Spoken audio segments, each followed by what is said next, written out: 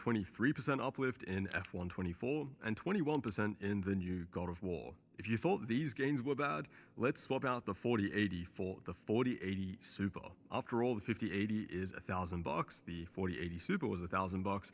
The average improvement now drops to just 9%. In some games, the performance is literally identical. Wait, so CS is one of these games where it's not even that much better? Blows my mind. I have no idea how Nvidia thought this was okay. One good thing, I guess, is that the new 5080 is actually pretty low power in comparison to these other cards. The listed TDP has gone up to 360 watts, but it actually pulls way lower than that. On average, I was seeing 273 watts. In most cases, this would be a good thing, but here, it actually just makes the 5080 look weak. I would much rather this be a full 320 watt card like the 4080 Super and at least see a bit more performance. The benefit of it being a lower power GPU though does mean some pretty good temperatures. This Founders Edition uses the exact same cooler from the 5090 as far as I can see. After 30 minutes at full load, it was topping out at just 65 degrees on an open bench. And that was with higher than average power draw and a pretty warm room temperature of 25 degrees C. So some of the aftermarket mammoth triple slot cards I'd imagine will easily sit in the low 60s with this thing, even being in a closed case. It's funny actually, my VR racing sim behind me has a 4080 in it, and I was genuinely planning to upgrade that to the new 5080, but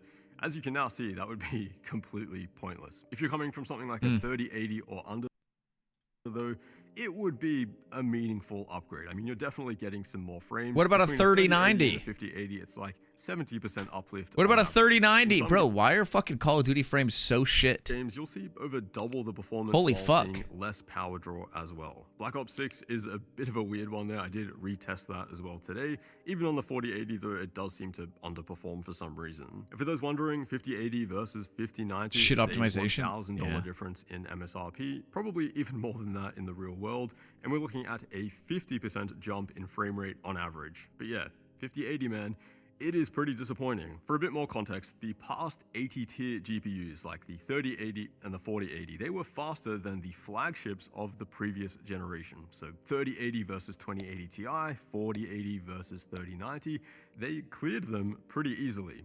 This new 5080 I got a 3090 has here. no chance of beating a 4090. Even if you go back as far as the 2080, the 1080, the GTX 980. Where's the 3090? There it is. They were all faster than the previous flagships. Here though, I mean, this thing is looking more like a 5070. Quick mention on DLSS 4 multi-frame gen, it's the new exclusive feature on the 1080 Ti still holding strong?